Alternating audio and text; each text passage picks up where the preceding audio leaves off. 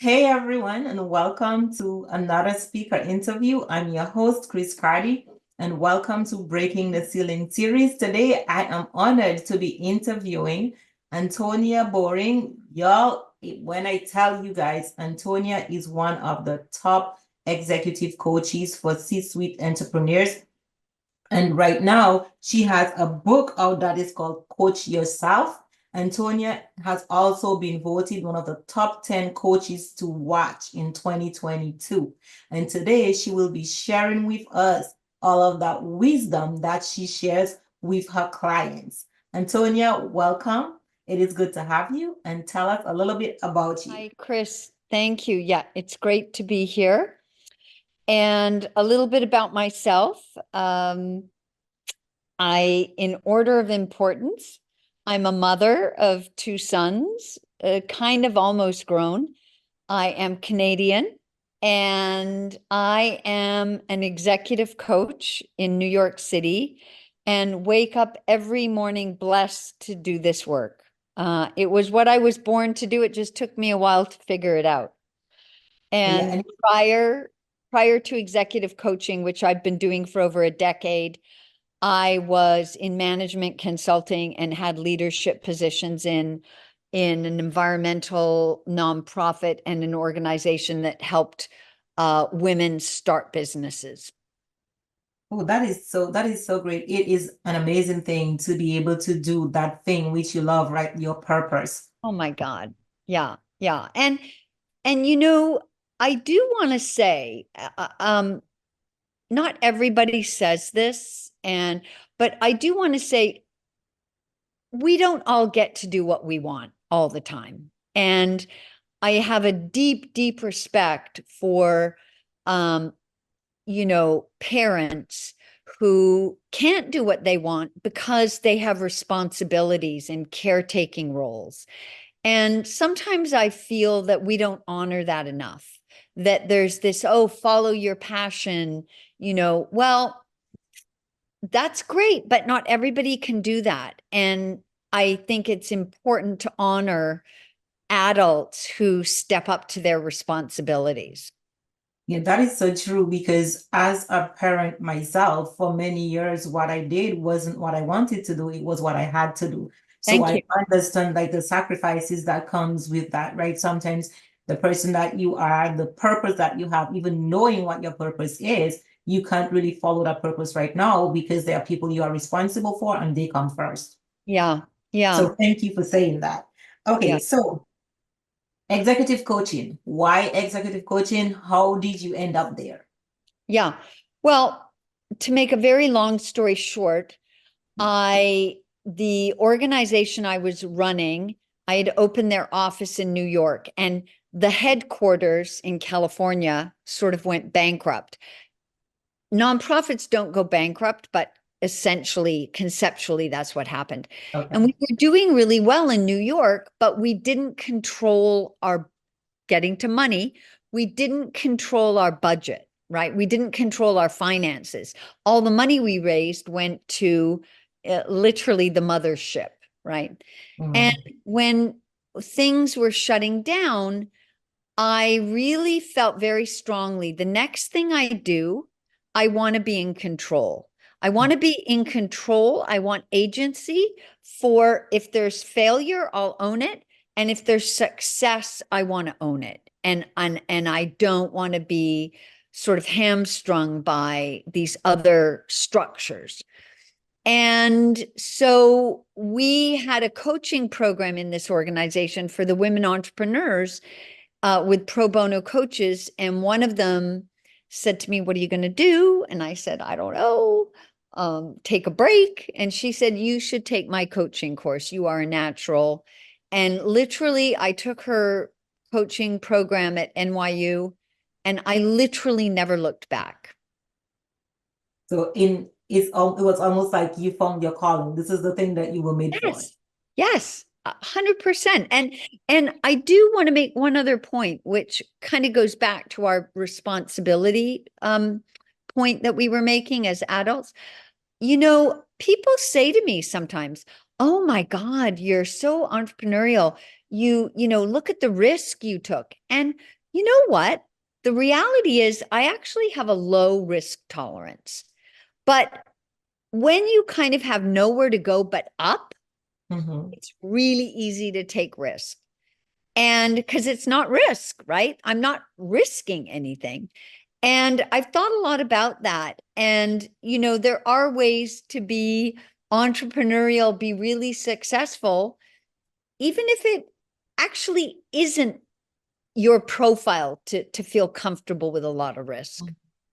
So I look at the risk and entrepreneurship as, yes, most of the time they go hand in hand, but I also look at if you're the captain of your ship and you actually have a pretty good idea what it is you're doing, you may fail and fail fast, but you're failing and you're learning and you're doing it on your own for yourself, right? You're building yourself, not helping someone else achieve their dreams, right? And that's what entrepreneurship is about, so that you can give yourself that independence. You can give yourself that you can work towards that dream, to creating that wealth, to changing like the history of your family. And that's how I look at it. And I don't see any other way. Like, I've always been jobs compared to entrepreneurship. I've always been entrepreneurship. That's just been always been me. Yeah, I love that. And I would add one point, which is, if there is one, if you said to me, what is one thing that is critical for success? Mhm. Entrepreneurship or inside a company. But going with your example, it's having a learning mindset. Mhm. It's not having this fixed mindset of success or not success. It's like, oh, what did I learn from this? What do I take from this? How do I build on this? Because our brains learn new things, even as adults. And it's when you get stuck in these very rigid definitions of failure and success that Mhm. you really limit your growth potential.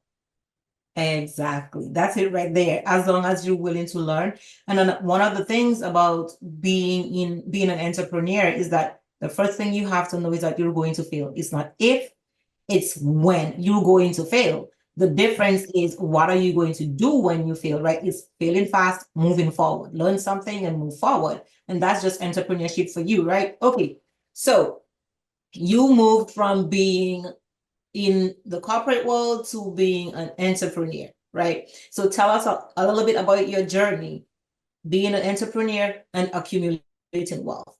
How did becoming an entrepreneur impact that? And what was your relationship with money that helped to get you to that? Yeah. So I think I want to uh, make one key point here, which is, well, maybe several, but one is, wow, networks matter, right? And wow, keeping up relationships. It's like a garden. You have to tend to it. You have to cultivate it. You have to nurture it. I would not have been as successful with my business if I had not been pretty proactive, but in a generous way at building and maintaining, and I'm going to call it community. I like that word better than network. Network, So yes. that's number one. Number two, which was a little harder for me at the beginning, but I lived into it, was you got to spend money to make money. That's like I am, as I said, a bit risk adverse, but there's 2 points here. First of all, it makes way more economic sense for me to do business development than do bookkeeping. Okay. Or definitely for me to coach than to do bookkeeping. Mhm. Um, it makes way more sense for me to have someone help me with social media than me like be fooling around trying to figure out how to do it and it doesn't look as good. Now, having said that, that links for me into what do you like to do, right? Mhm. What are you good at and what do you like to do? When are you in the flow? And I have an adult diagnosis of ADHD, which was just another driver for don't waste your time in doing things that are hard for you because you feel you have to make a point. I can do everything. No, focus on what you're good at. Focus on what drives revenue and pay for solid help in areas that there's a real cost benefit to getting help or that you're just not good at and don't enjoy. Yeah, I'm so glad that you said that because a lot of us in business, we think that we have to be superhuman, which means that as an entrepreneur, you're already wearing all these hats, right? So you're the boss, and if you have employees, you're managing that. You're managing the finances, you're managing operations.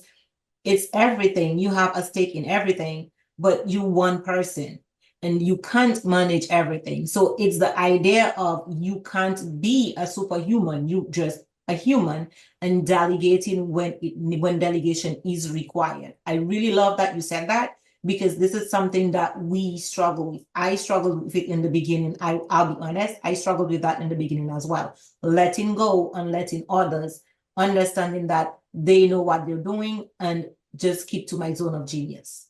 Yeah. Yeah. Keep to your Yes. zone of genius. I love it. Yeah. Yeah. And then I think also I am like the baby steps I've taken, but utilize technology, right? Like Chat GPT and other AI tools, which I'm not very good at. I mean, they can really help you develop marketing messages but they don't eliminate the work. There's still a lot of back and forth with the prompts, but embrace these things. Don't be afraid of them, right?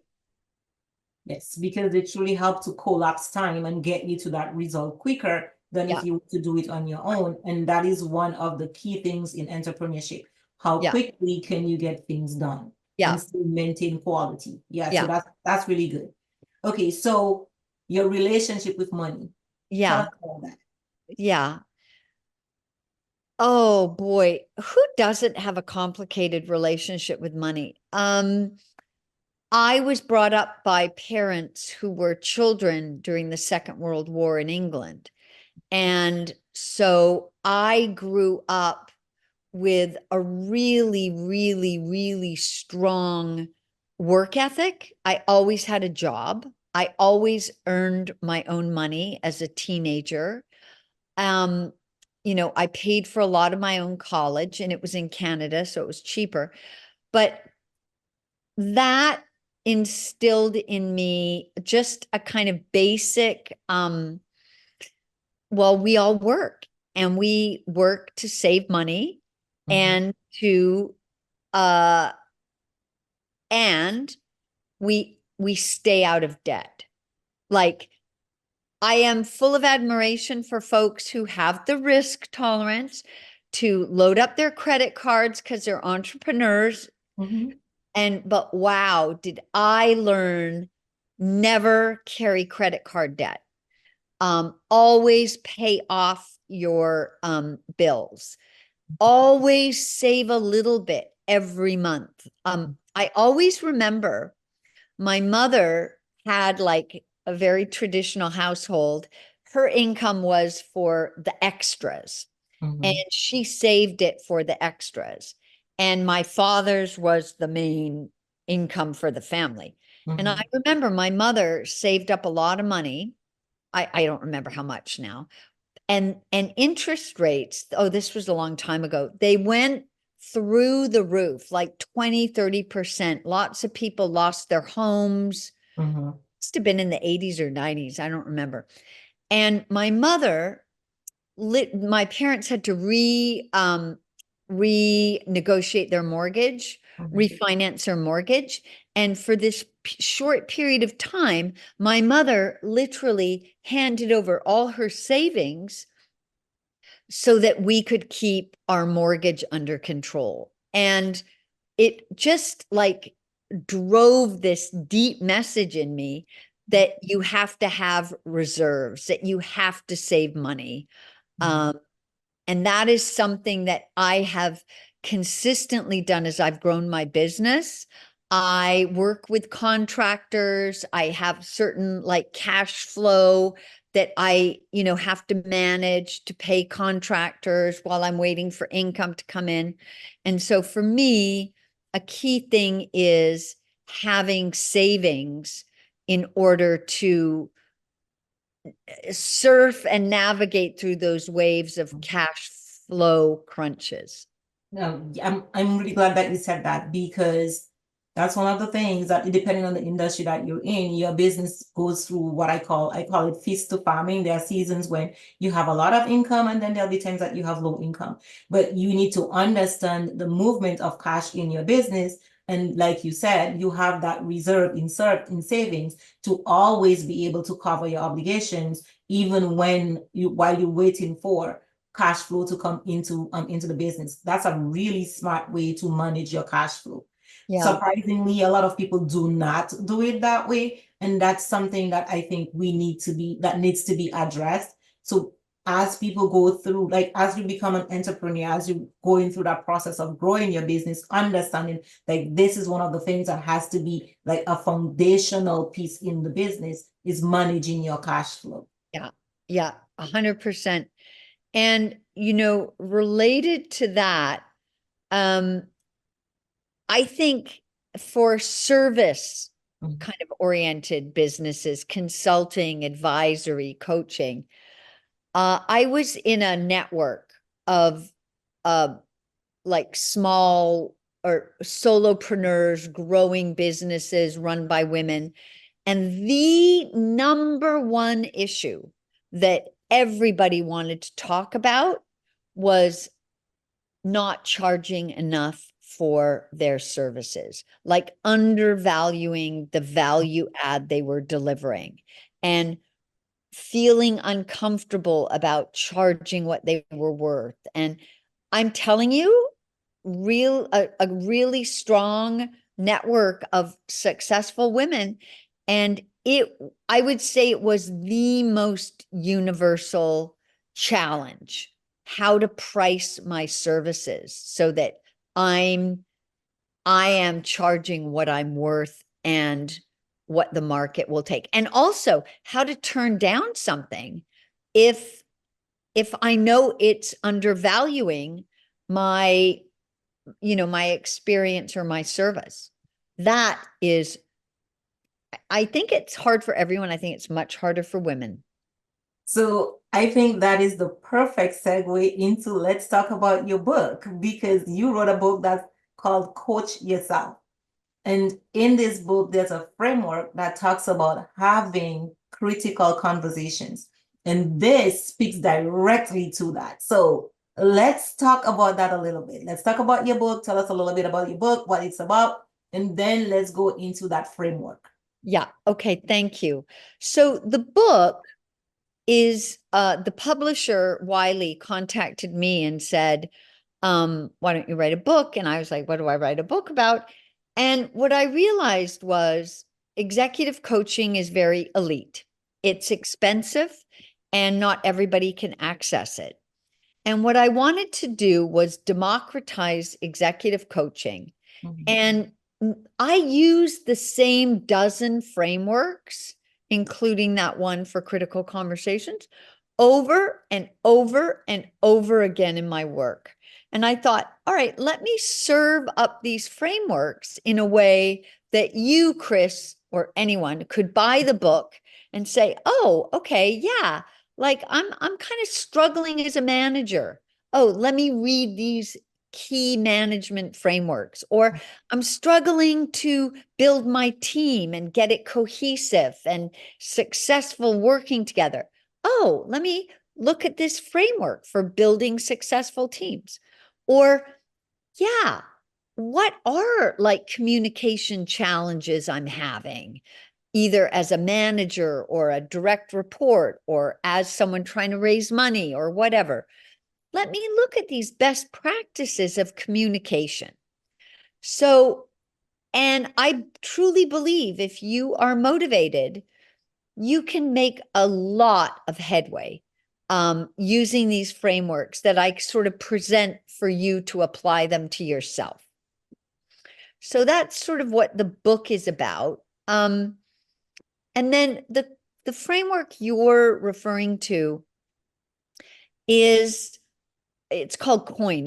It's how to have a critical conversation. And, I think the two or three main points about that framework and how it can help women ask for what they're worth is, first of all, knowing a little bit your style, right? Like, do you enter challenging conversations with a lot of heart or with a lot of backbone? Meaning, are you more about like wanting to make everybody feel okay, the heart, or are you sort of demanding of your needs and requirements, like the backbone, like clear on your, and neither is right or wrong, but you need to know how to use them well, right?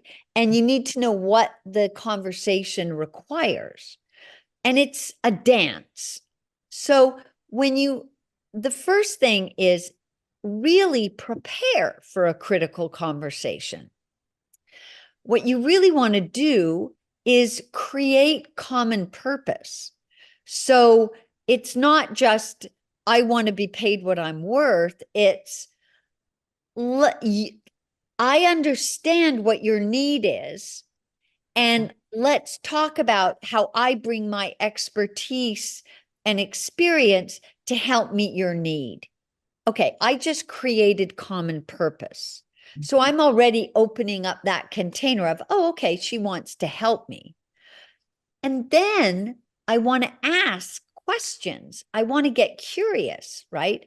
I want to, maybe there's some observations, some facts I can say, well, Chris, I can see in your business, sales have dropped over the last 3 quarters. Do you think there are reasons that your team is not performing? And so use data to then help you inquire and ask questions so that you are both kind of building up the same story, right? And then what you want to do is move to next steps. So you want to start to close that container, and you want to start to say, well, based on what your needs are, based on what I see, based on what I've heard you say, these are the 3 ways I think I could help you at this price point. These are the pros and cons of 3 different options. And then what you want to do is close it with next steps. So can we set up another meeting, or what more information do you need, or how should we follow up? So that's kind of the framework. It follows that common purpose, observation, like this dance of inquiry, leading to a nearing a decision, and then specific next steps. Okay, so that is a little bit eye-opening for me, because one of the things I never thought about is, how do I enter those conversations? I don't think it's something that most people think about, right? You have to have a conversation about price increases, and most people struggle with asking for price increases, or like you said, even valuing your product in the first instance when you're having a conversation with someone. So thinking about how you approach that conversation gives you a different light to look at it. It sheds some light in, okay, this is how I usually behave. So what do I need to do to kind of hone that, if that's the way I want to present myself, hone that behavior and carry through the entire conversation. And that is some really great information that we can use to help change the way that we have those conversations. And it also ties into how much revenue we can bring into our businesses as well. Because if you get better at having those conversations, then it means that you're going to bring more revenue into your business. And that Totally. is gold. Totally. So number 1, Never, ever, ever wing an important critical conversation. Prepare. If you even think you're going into like, always know, oh yeah, this is what my price would be. And you get, or, you gave me additional information here. I need to go back and integrate that into my model. I'll get you an answer tomorrow. Never be a deer in headlights, right? So prepare, be prepared. That's number one. Number two, open the container and create an in-group between you and the other person. Align interests, align purpose. Because once you do that in this like micro way, then we're friends, right? You're creating an in-group between you and me by opening that container of common purpose. And then what you want to do at the end is try and close that container. You might not close it fully. Not everybody's going to make a decision. We're talking specifically here about how to, ask for what you're worth, but move towards closing it with a clear, executable next step. Yes, that is very, very, very helpful. Okay, so how do you link that framework, critical conversations, how do you link it to accumulating wealth? How do I link it to accumulating wealth? Well, I mean, the easy answer there is you accumulate wealth because you're selling something that the market wants and you know what you or your product is worth and you ask for it, or you are really good at saving money or cutting costs, right? Those are the only levers you have.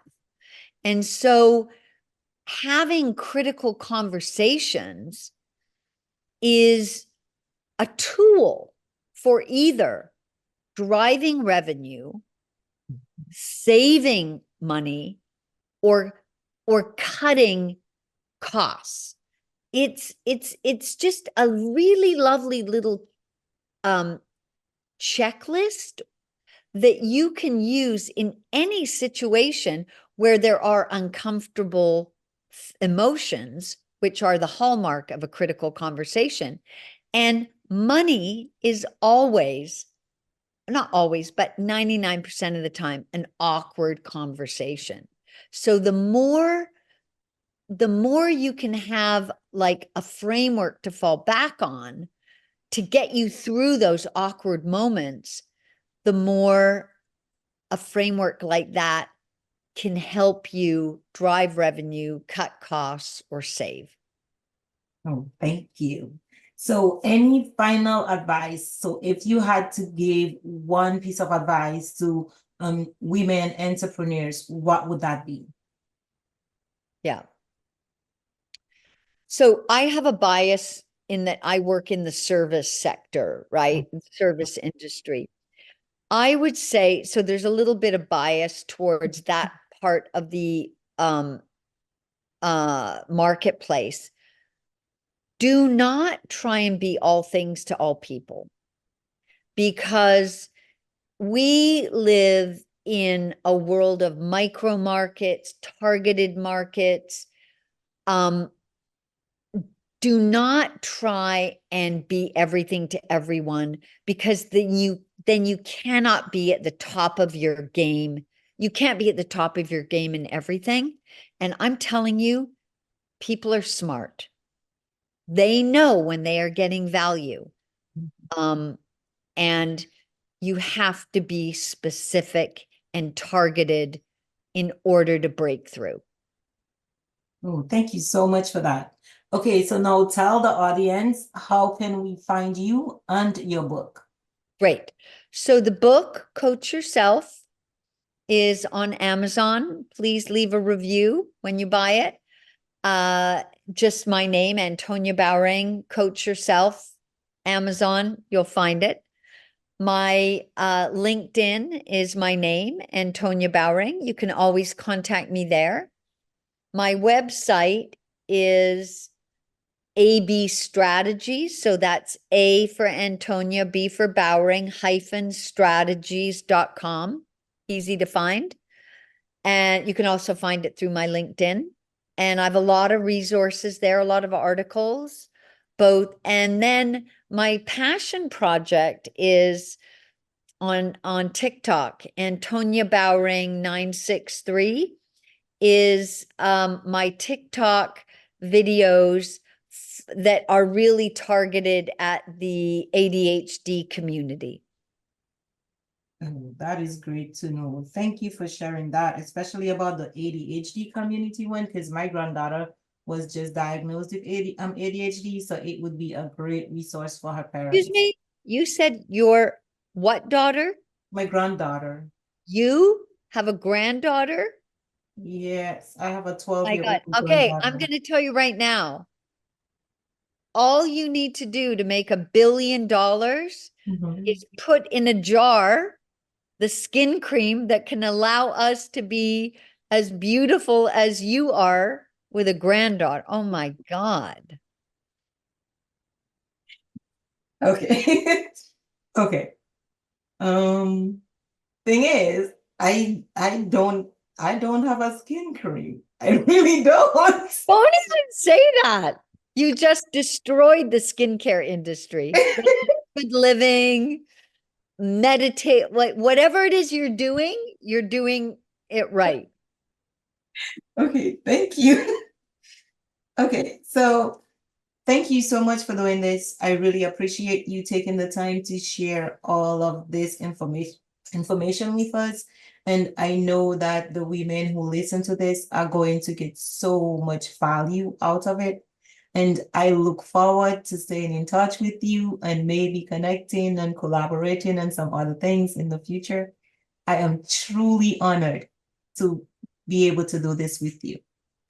Well, Chris, so am I, because, I get a lot of requests to speak. And when you reached out to me, I just like certainly felt a vibe and I felt your authenticity right away and your passion and your purpose. So, hey, onwards, right? We're all trying to make the world a better place for women to be successful and, break those glass ceilings and have the power we deserve to have.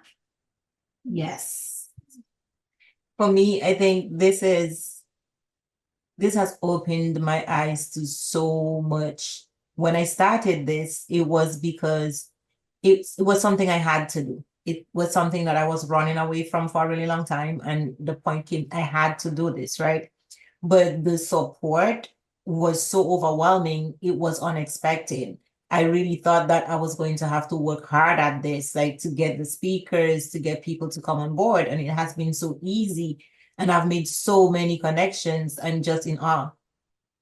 Yeah, well, clearly there's a market, there's a Mhm. calling, there's a need for it. Mhm. And it also says a lot about you, right? That you're very authentic and people feel that. So, Yes. So this brings our interview to an end, and I'm staying in touch. I will provide you with everything else that you need as we go along, and then I'll let you know when your interview is going to be dropped and everything, and I'll send you all the information. So thank you again for doing this. Thank you. oh, my great pleasure.